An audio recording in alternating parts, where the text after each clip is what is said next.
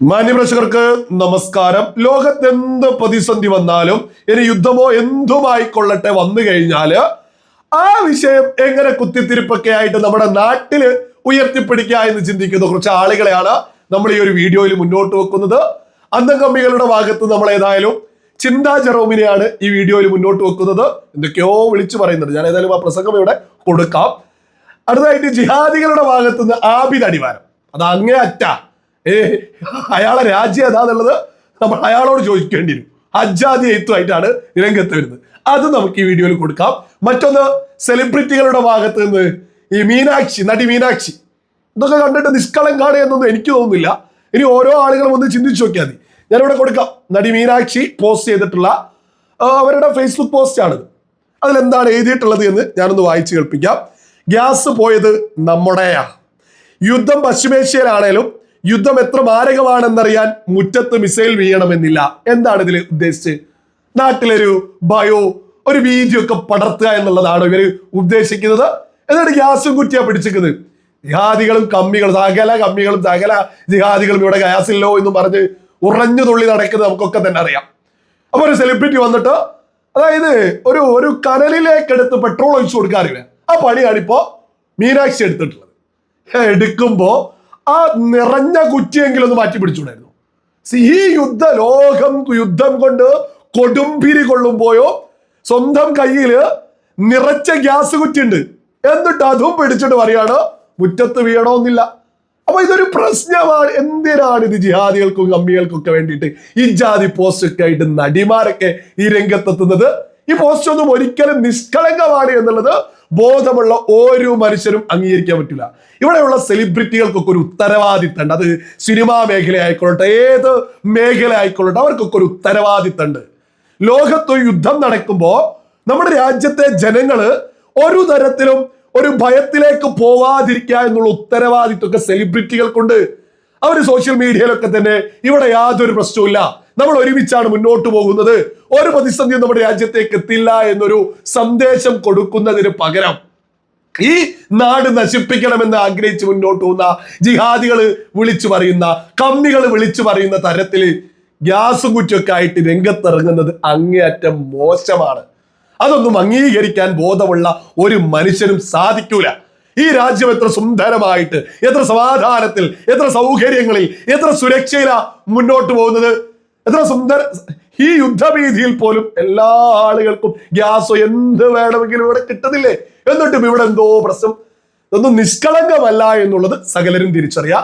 മറ്റൊന്നുള്ളത്, ജിഹാദികളുടെ ഭാഗത്ത് നമ്മൾ മുന്നോട്ട് വെക്കുന്നത് ആബിദ് അടിവാരം ഒരു പോസ്റ്റ് ഒക്കെ ആയിട്ട് രംഗത്തെത്തിയിട്ടുണ്ട്. ആ പോസ്റ്റാണ് ഞാൻ എടുക്കുന്നത്. വായിക്കാനൊന്നും ആവില്ല. അജാതി നമ്മുടെ രാജ്യത്തിനെതിരെയാ.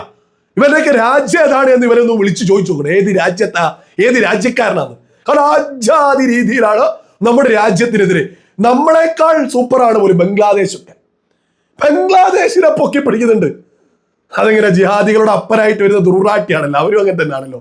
ആ മരമൊണ്ണയും പറയാറുള്ളത് ഇന്ത്യയെക്കാൾ ടോപ്പ് ബംഗ്ലാദേശ് എന്നാണല്ലോ ആ മൊണ്ണ പറയാറുള്ളത്. ആ മൊണ്ണ പറയുന്നതാണല്ലേ ജിഹാദികൾ ഏറ്റവും പിടിക്കുക.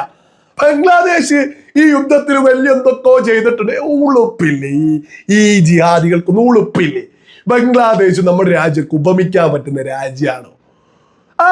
പറയുന്ന ഒരു സമാധാനമില്ലാത്ത ബംഗ്ലാദേശൊക്കെ ഇവരൊക്കെ ഈ രാജ്യത്തൊന്നും ജീവിക്കാൻ ഒരർഹതയില്ല. ഇവനൊന്നും നമ്മുടെ മണ്ണിൽ ജീവിക്കാൻ യാതൊരു അർഹതയില്ലാത്ത.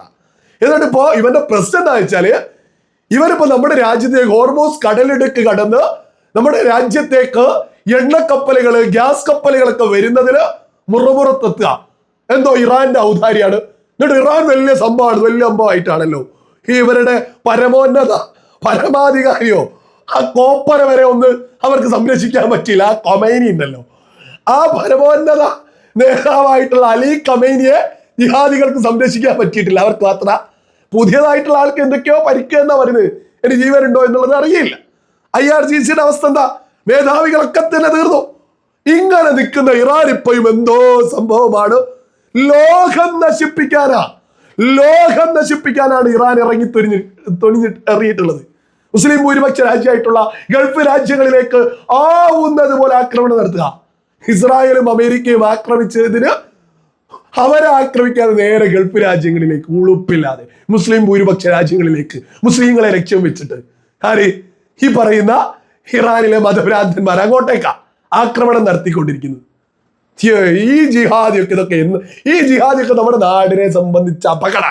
ഇവരൊക്കെ നമ്മുടെ നാടിനെതിരെ ഏത് സമയത്തും ഏത് കാലത്തും ഇവരൊക്കെ നമ്മുടെ നാടിനെതിരെയാ. ഇവരൊക്കെ നമ്മുടെ നാടിനെ സംബന്ധിച്ച അപകടം തന്നെ. ഒരു തർക്കവും അതിലാർക്കും തന്നെ വേണ്ട.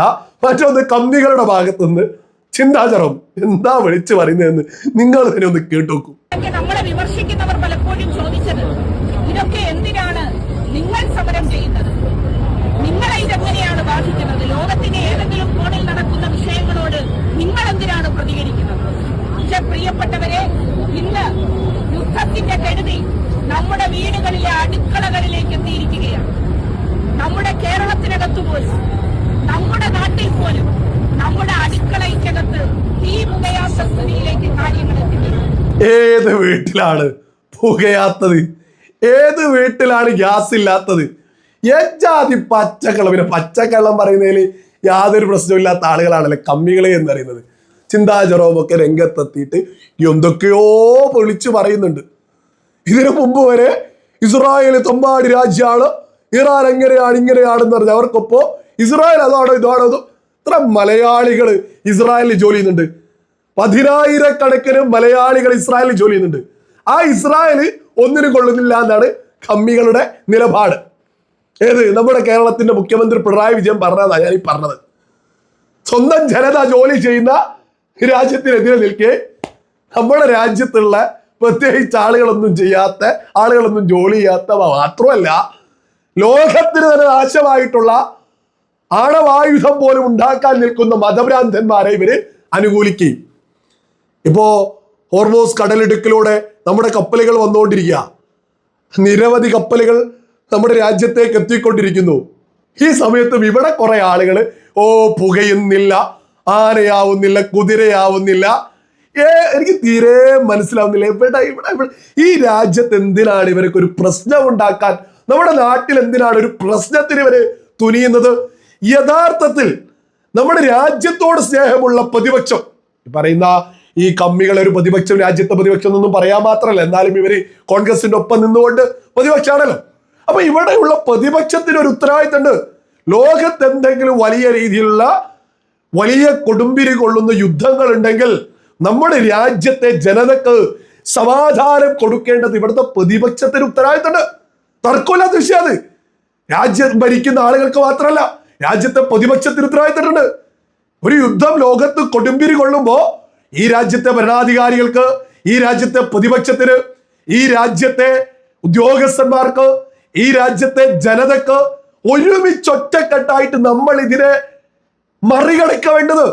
ഇത് നമ്മുടെ ഭരണാധികാരികൾ ഉണ്ടാക്കിയ ഒരു യുദ്ധമല്ല. നമ്മുടെ രാജ്യമായിട്ട് യുദ്ധത്തിന് ഒരു ബന്ധവുമില്ല. പിന്നെ എന്തിനാണ് ഇവിടേക്ക് ഒരു ഊള പൊളിറ്റിക്സ് ആയിട്ട് ഇത്തരം ആളുകളൊക്കെ എത്തുന്നത്?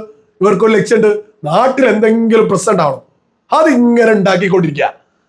നരേന്ദ്രമോദി ഭരിക്കുന്നിടത്തോളം നമ്മുടെ രാജ്യത്ത് സമാധാനം ഉണ്ടാവും എന്നുള്ളതിലൊന്നും ഒരു തർക്കം ആർക്കും വേണ്ട. ഇവിടെ സമാധാനം ഉണ്ടാവും.